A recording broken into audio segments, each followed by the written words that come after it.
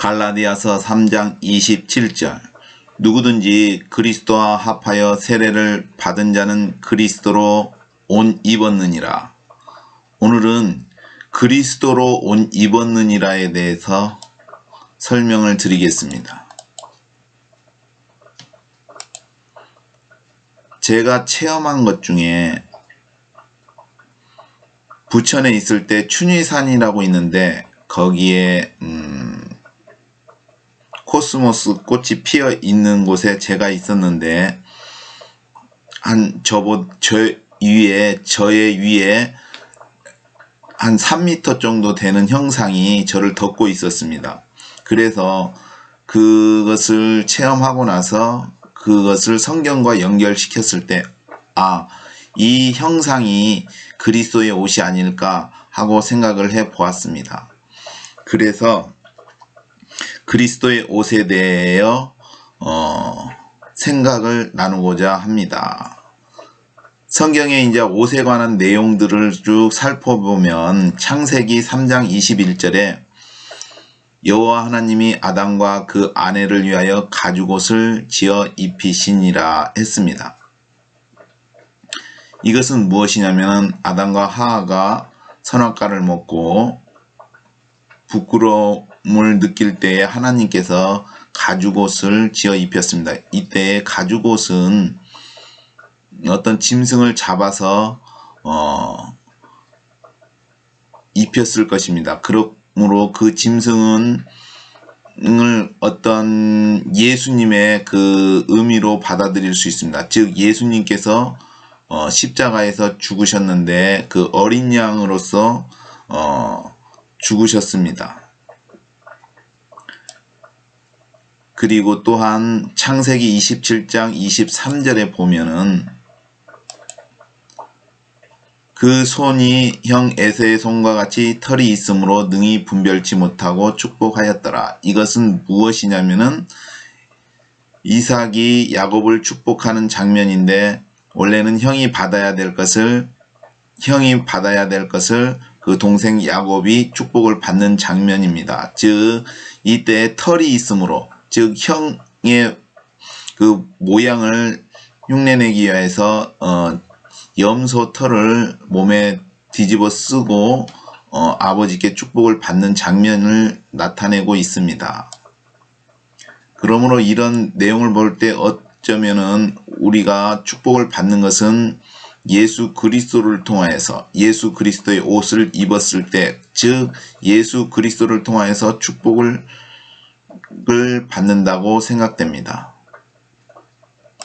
그리고 또 성경에 보면은 왕하 10장 22절에 예후가 예복 맡은 자에게 이르되 예복을 내어다가 무릇 바알 섬기는 자에게 주라 하매 저희에게로 예복을 가져온지라. 이것은 여호와를 섬기는 예후가 우상을 섬기는 바알을 섬기는 자들을 멸하려고 하는 계책이었는데 이때에 바알들을 섬기는 자들에게는 옷을 입혔습니다. 그리고 그 옷을 입은 자들은 모두 다 죽였습니다. 즉 이 옷이 구원 멸망을 받은 것이죠. 그리고 그러한 옷, 우상을 섬기지 않는 그 여호와를 섬기는 자들은 그 옷을 입지 아니하였기 때문에 무사할 수 있었습니다. 그리고 또 왕하 2장 12절에서 13절에 엘리야의 몸에서 떨어진 겉옷을 주워가지고 돌아와서 요단 언덕에 서서 엘리야의 몸에서 떨어진 그 겉옷을 가지고 물을 치며 가로되 엘리야의 하나님 여호와는 어디 계시니까 하고 저도 물을 치매 물이 이리저리 갈라지고 엘리사가 건너니라. 이 내용은 엘리야가 승천할 때에 거기에 있었던 엘리야가 승천하면서 옷을 떨어뜨렸는데 그 옷을 입는 장면입니다. 이 내용은 참으로 중요한데 이것은 예수님의 내용과 맥락이 같기 때문입니다. 즉 예수님께서 승천하실 때에 예수님께서도 쉽게 말해서 옷을 떨어뜨린 것과 같습니다.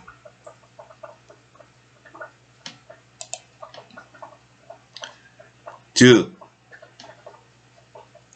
예수님께서 그 승천하실 때에 우리에게 옷을 떨어뜨려 주신 것과 같은 의미가 있습니다. 그것은 뭐냐면은 성령님께서 오순절날에 성령이 임하였는데 그 내용이 엘리야가 승천할 때에 엘리사에게 옷을 떨어뜨려 준 것과 같은 내용입니다. 맥락이 같은 내용입니다. 같은 맥락입니다. 즉 이제 그 내용을 보면은 에베소서에 보면은 에베소서 4장 7절과 8절을 보면은 우리 각 사람에게 그리스도의 선물의 분량대로 은혜를 주셨나니 그러므로 이르기를 그가 위로 올라가실 때에 사로잡힌 자를 사로잡고 사람들에게 선물을 주셨다 하였도다 했습니다. 즉 무슨 말이냐 하면은 그리스도의 분량대로 은혜를 주셨는데 즉 선물을 주셨다고 했습니다. 위로 올라가실 때 사로잡힌 자를 이게 사단의 종이었던 사람들을 사로잡다. 이게 자유를 주신 것이고 그 다음에 선물을 주셨다는 것은 아까 엘리야가 승천할 때에 옷을 준 것과 같이 그 성령님을 주셨다는 것이죠. 그러니까 성령님이 옷의 의미가 있습니다. 그리스도의 옷.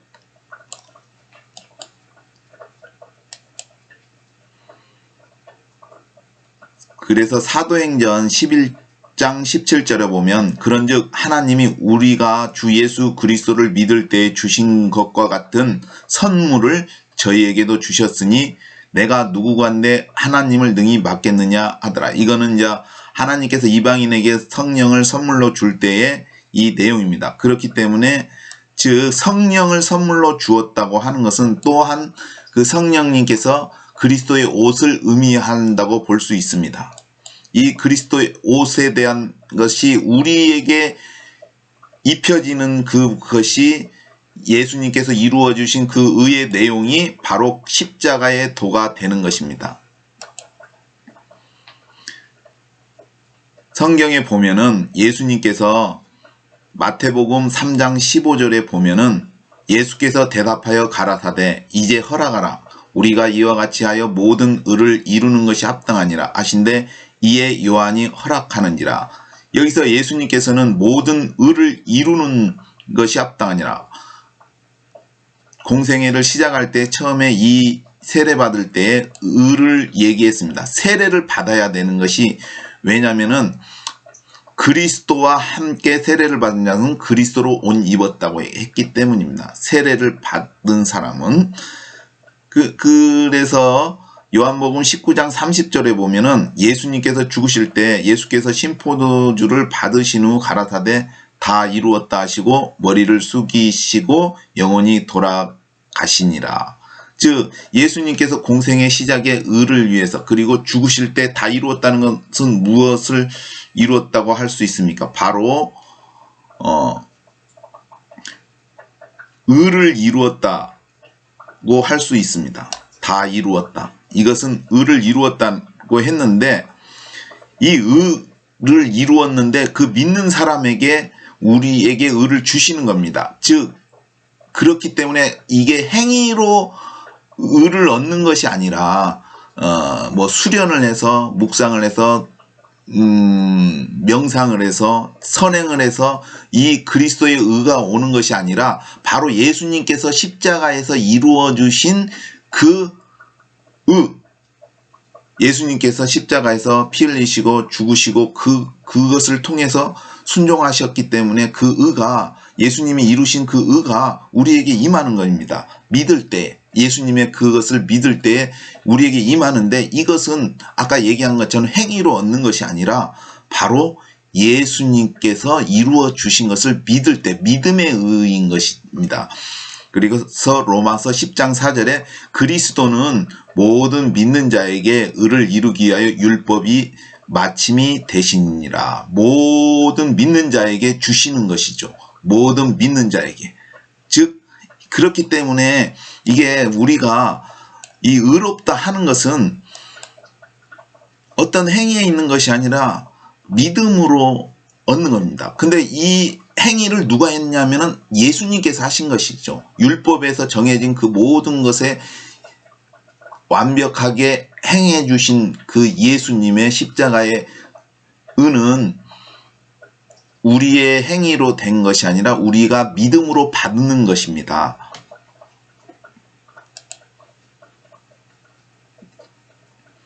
그래서 고린도전서 1장 18절에 십자가의 도가 멸망하는 자들에게는 미련한 것이요.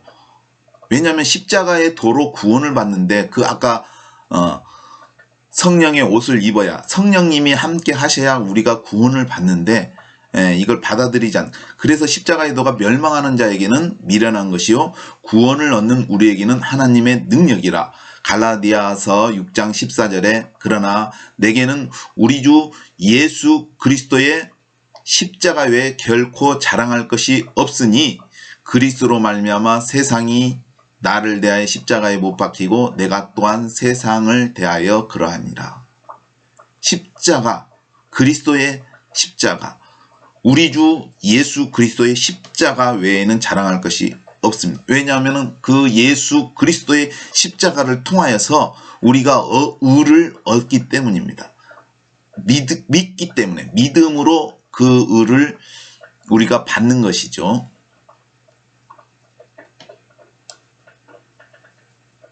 그래서 우리가 한자를 잘 생각해 보면은 한자를 볼 때에 오를 의자, 의에 대한 그 한자를 보면은 양양자에다가 나아자가 있습니다. 양은 무엇일까요? 그 어린 양 예수, 성령님, 그 옷, 그 다음에 그 밑에 내가 있는 것이죠. 즉, 아까 그 제가 체험한 것처럼 그 위에 예수님이 계시고 그 밑에 내가 있는 것이죠. 의를 덮는 것이죠. 덮는 것. 근데 이 의에 대해서 생각해 볼 때 우리가 하늘나라에 가는데 죄가 있으면은 들어갈 수가 없습니다. 예수님께서 말씀하시기를 만일 내 오른손이나 내 눈이 죄를 범하면은 빼거나 절단해라. 불구자나 쩔뚝발이로 천국에 들어가는 것이 낫지. 두 손과 두 발을 가지고 지옥에 가는 것이 낫겠느냐라고 말했습니다. 그것은 무슨 얘기냐 하면은 죄 지은 손이 죄를 지었으면은 천국에 갈 때 이 손을 잘라야. 왜냐? 천국에 들어갈 수가 없어요. 죄는. 즉 무슨 말이냐? 그러면은 죄는 죄를 가지고는 천국에 들어갈 수가 없습니다. 근데 우리가 죄인인데 천국에 들어갈 수가, 예수님을 믿으면 천국에 들어갈 수가 있습니다. 그러면은 우리의 죄가 없느냐? 용서받았기 때문입니다.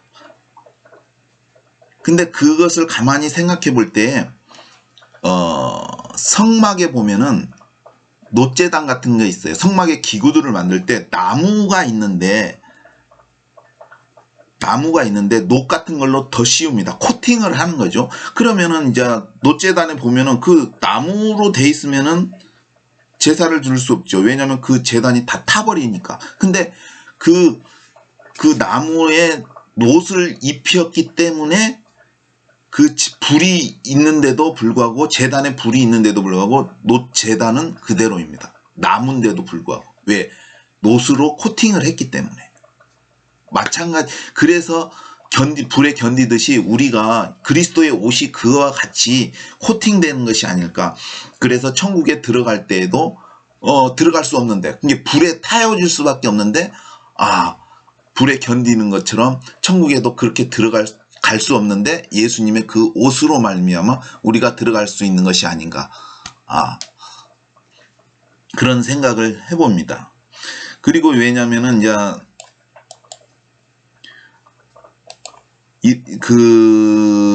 우리가 하나님, 예수님께서도 말씀하셨습니다. 마음이 청결한 자는 복이 있나니 저희가 하나님을 볼 것이며. 분명히 예수님께서는 하나님을 볼 것이라고 했어요. 근데 마음이 청결해야 된다고 말하고 있습니다. 즉 원래는 하나님을 볼 수가 없습니다. 즉 우리가 용광로가 있다면 용광로를 직접 보는 거고 또 사진으로 찍어서 보는 거고 또 사진을 찍은 것을 영상으로 보여주는 거고 다 틀리지 않습니까? 근데 실제적으로 하나님을 보면은 사람이 살 수가 없습니다. 그렇지만 그런 사진 같은 거 또는 사진 찍은 동영상 같은 거 그걸 봄으로 인해서 우리가 볼 수 있는 것이겠죠. 그렇기 때문에 이제 이 왜 옷이 중요하냐면은 이거는 구원과 연결이 되기 때문입니다. 구원에 관한 증표라고 할 수 있습니다. 이 옷은 성령님을 의미하기도 합니다. 성령님은 도장과 같은 의미가 있습니다. 자, 성경에 보면은 고린도전서 15장 54절을 보면은 이 썩을 것이 썩지 아니함을 입고 이 죽을 것이 죽지 아니함을 입을 때에는 사망이 이김에 삼킨 바 되리라고 기록된 말씀이 응하니라. 즉 이것은 무엇이냐면 부활 때의 이야기입니다. 즉 부활은 언제 일어났냐? 예수님이 재림하실 때 일어납니다. 그런데 여기서 보면은 사망이 이김에 삼킨 바 되리라. 이것은 즉 우리의 육체가 사망인데 그 아까 옷 같은 걸 그리스도의 옷을 입었을 때 그게 삼킨 바 되는 것이죠. 즉 로마서 7장 24절에 보면 오호라 나는 공고한 사람이로다. 이 사망의 몸에서 누가 나를 건져내라. 우리의 몸이 사망이에요. 사망의 몸. 근데 사망이 이김에 삼킨 바 되리라. 사망이 이김에, 이게 이김이 사망을 삼키는 거죠. 그러니까 무엇이냐면은 그리스도의 옷으로 우리가 입었다는 것이 사망이 이김에 삼킨 바 되는 것이죠. 그렇기 때문에 어떻게 돼요? 사망이 삼킨 바 되었기 때문에 부활이 있는 것이죠. 고린도전서 15장 51절에 보면은 보라 내가 너희에게 비밀을 말하노니 우리가 다 잠잘 것이 아니요 마지막 나팔의 순식간에 호련히 다 변화하리니 변화한다고 했습니다. 이 변화한다는 것이 예수님의 변화산에 그 예수님이 옷이 하얗게 하얀 옷을 입었듯이 우리 아마도 그 재림 때에 산 사람은 그렇게 하얗게 변화되고 죽은 사람들은 부활하고 이게 그 변화된 것이 옷을 입는 것이라고 생각됩니다. 이미 옷을 입었는데 우리 눈에는 안 보이지만 그 예수님이 재림할 때는 그 옷이 활성화된다 되지 않을까 생각됩니다. 그래서 즉 보이는 게 가령 우리가 적외선이나 자외선을 볼 수가 없습니다. 사람 몸에서 만약에 자외선이나 적외선이 나오면 볼 수가 없는데 다른 기계를 통해서 적외선 카메라나 자외선 카메라를 보면 볼 수 있듯이 이게 우리가 예수 믿는 사람들은 성령의 옷을 입었는데 그리스도의 옷을 입었는데 지금은 눈에 안 보이지만 예수님이 재림하실 때는 그것이 발현되는 것이 아닐까, 활성화되는 것이 눈에 보이는 것처럼. 자, 그런 생각을 해봅니다.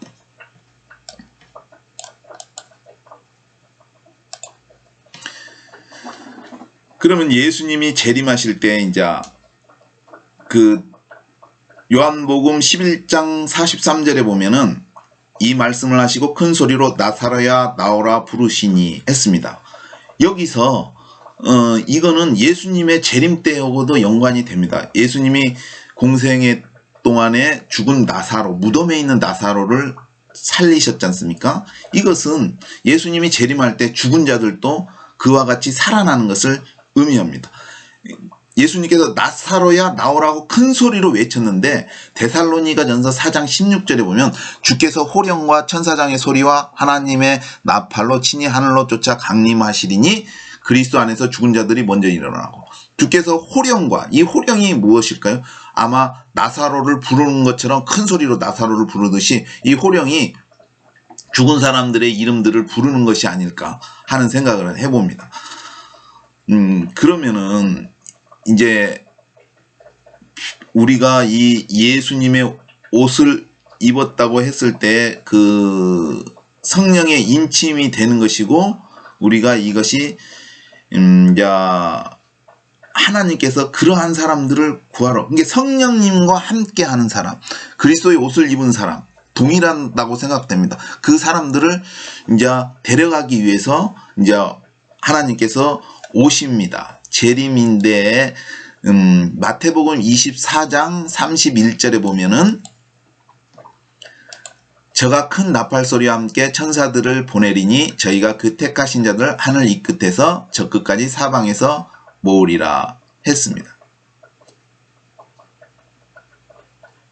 이게 휴거라고 생각합니다. 이게 천사들이 데리러 오는 것인데, 천사들이 데리러 오고 또 휴거되는 사람들, 변화된 사람들은 또 올라가면은 이 광경이 그것과 같은 것이 아닐까. 이게 민수기 14장 21절과 23절에 보면, 그러나 진실로 나의 사는 것과 여호와의 영광이 온 세계에 충만할 것으로 맹세하노니, 즉 천사들이 오고 또 휴거가 되고 그 상황이 여호와의 영광이 온 땅에 충만한 그러한 광경이 아닐까 생각을 해봅니다.